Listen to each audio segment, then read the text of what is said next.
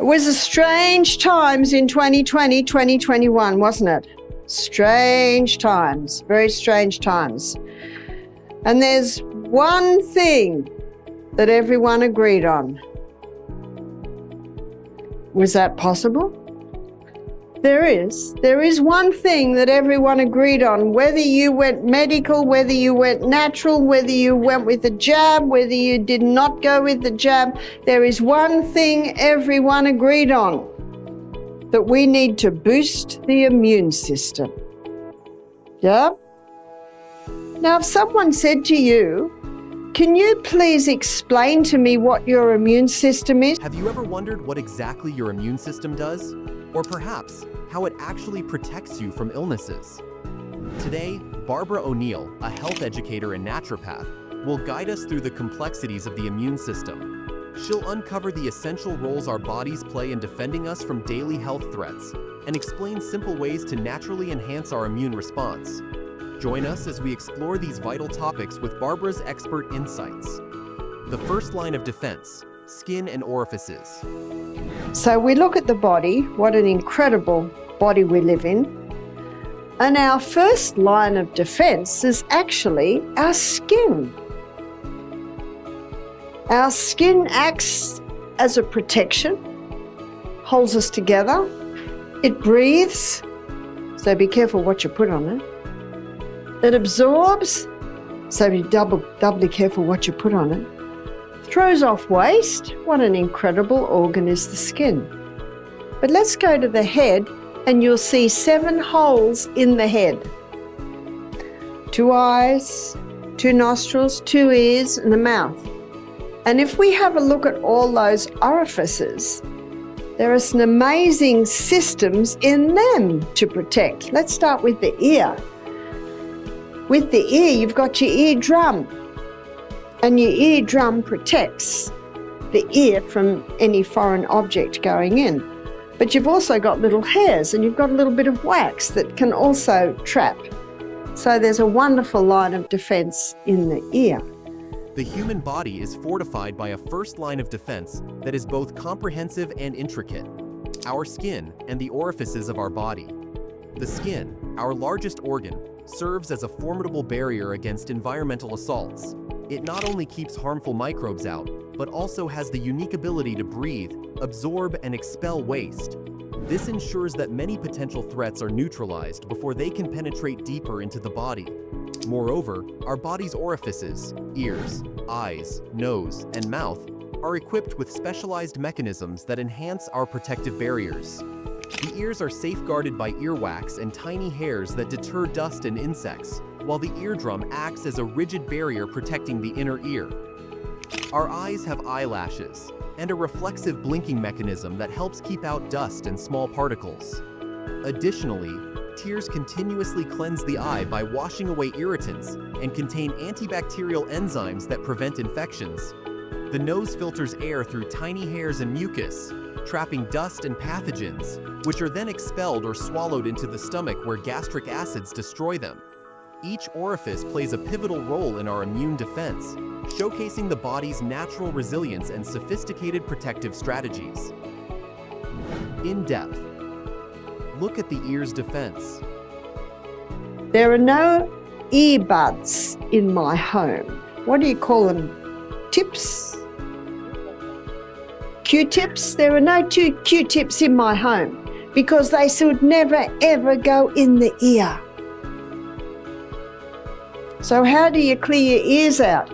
When the shower's coming hard and fast, let it sprinkle into your ear. That's an easy way to do it. For some people whose ears seem to block up quite quickly, they can put some hydrogen peroxide in their ear and it bubbles it all up, or hot coconut, but never put anything in there. There was one little boy, he was watching his parents clean their ears out, clean his out. So he's walking around one day with 2 sticking out of his ears.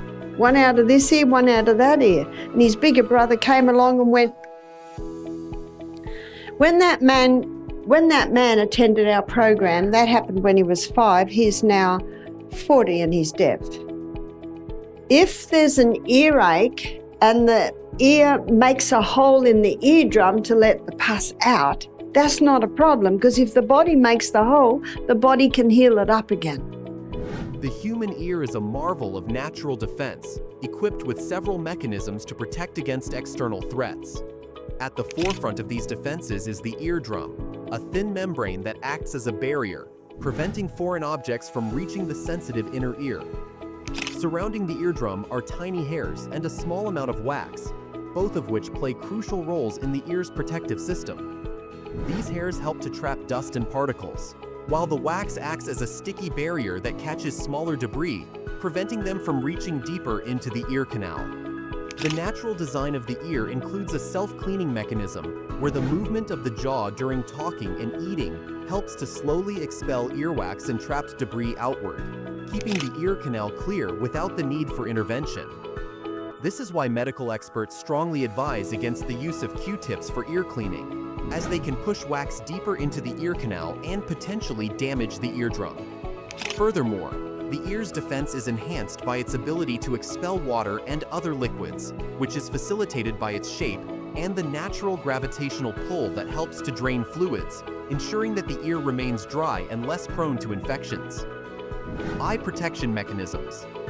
So now let's go to the eyes. Amazing structure in the eye. If something were to come along and hit, we've got this bony structure here that protects the eye. Now, we've also got something else, and that's the eyelashes and blinking. That protects the eye. But if something happens to get in, like a bug, then the eye is surrounded with this mucus that the bug won't survive because it'll drown in the mucus. And if you go round and round the world with your eye, it'll move whatever went in there to the corner of the eye and you can flick it out.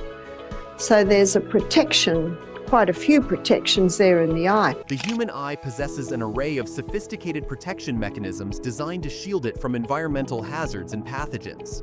Structurally, the eye is safeguarded by a bony orbital margin, which acts as a physical barrier against impact. Additionally, eyelashes play a crucial role in filtering dust, debris, and small insects, preventing them from reaching the eye surface. The act of blinking is not only reflexive, but also serves as a critical defense mechanism. Each blink spreads tears across the surface of the eye, which not only moisturizes, but also removes irritants. These tears contain lysozyme, an enzyme with powerful antibacterial properties that help neutralize microbial threats. If an irritant does breach these defenses, the lacrimal glands produce extra tears to flush out foreign materials more effectively. Moreover, the eye is equipped with a mucosal membrane that secretes a mucus-like fluid, enhancing its ability to trap and dispose of small particles. This mechanism ensures that any foreign body that bypasses the initial barriers can be swiftly removed before causing irritation or infection. Nose defense system. What about the nose? The nose has little hairs in it, and the nose has it's like little caves in it, all these little caves. And if you breathe in air that has some dust on it, it's heavy. And so what it'll do, it'll ricochet around all the little caves until that dust falls off and lightens the air, and it'll go down into your trachea. Because you know we have two tubes coming down there. One's the trachea and one's the esophagus. Esophagus goes into the stomach and the trachea goes into your lungs. And even if something still gets in, there's little hairs. There's little hairs and you'll cough it up. So there's an amazing system in your lungs. The nose plays a crucial role in our body's defense system, equipped with unique mechanisms to filter and protect the respiratory tract from airborne contaminants. Within the nasal cavity, tiny hairs called cilia act as the first line of defense, capturing larger particles like dust and pollen before they can enter deeper into the respiratory system. These cilia, along with a sticky mucus lining, trap smaller particles and microorganisms, effectively preventing them from reaching the lungs. The structure of the nasal passages themselves is designed to enhance this filtration process. As air travels through the convoluted passageways of the nose, it encounters a maze-like environment that causes airborne particles to settle onto the mucous membrane, rather than continuing into the respiratory tract. This physical layout maximizes the air's contact with the mucous membrane, improving the efficacy of the filtering process. The mucus within the nasal passages contains enzymes and immune cells that actively neutralize or destroy captured pathogens, further safeguarding the respiratory system. Mouth and gastrointestinal protection. Look at is the mouth. Now remember, mouth is for speaking, mouth is for singing, mouth is for eating, mouth is for drinking, nose, and nose alone is for breathing. But let's come back to the mouth. Let's say that someone eats something that has bacteria in it. Maybe someone's making you a sandwich and you didn't realize they just patted the dog and then they start making the sandwiches. And you can't see these microorganisms. The mouth serves as a critical gateway in the body's defense system, equipped with several mechanisms to protect against pathogens. Saliva plays an integral role, containing enzymes like lysozyme that break down bacteria and other pathogens before they can cause harm.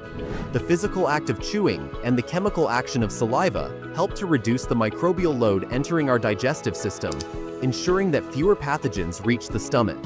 Once in the stomach, the gastrointestinal defense takes over with one of the most potent protectors, hydrochloric acid. This strong acid destroys bacteria and viruses that manage to bypass the mouth's defenses, preventing them from colonizing the gut or causing infections.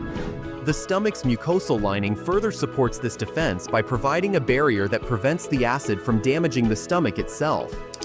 Additionally, the esophagus contributes to gastrointestinal protection with its peristaltic movements, which push food and potential pathogens downward, minimizing the chance of reflux and further exposure to the upper digestive tract. The role of gut flora in immunity. Mother's gut flora is compromised. She has a compromised gut flora to give to the baby. So it's very important that in pregnancy, the mother ensure that she's got good gut flora.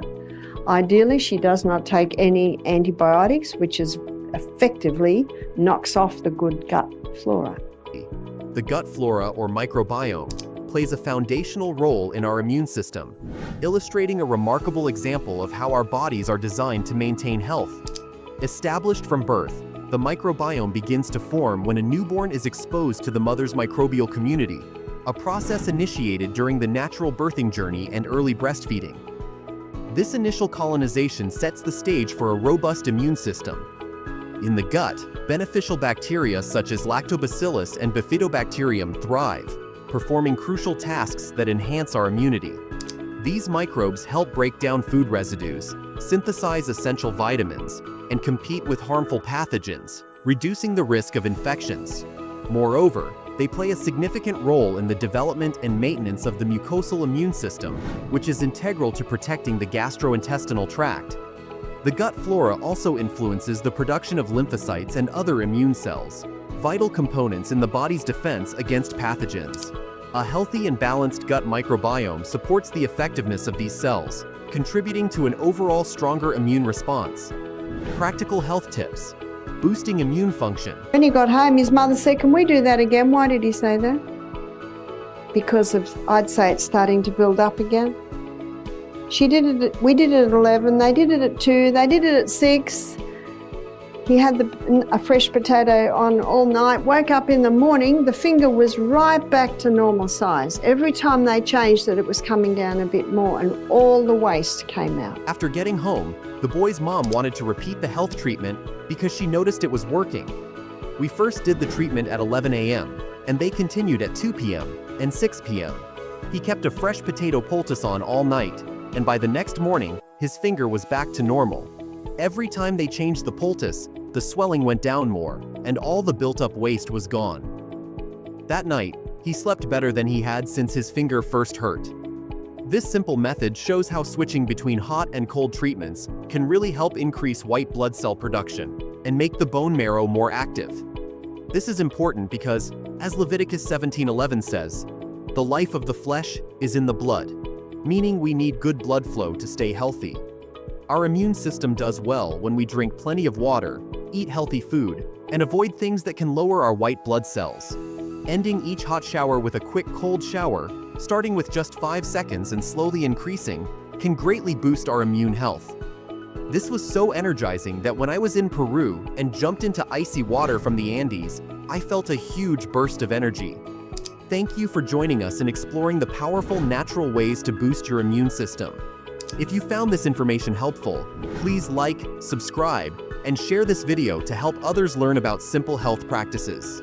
Stay tuned for more insightful content.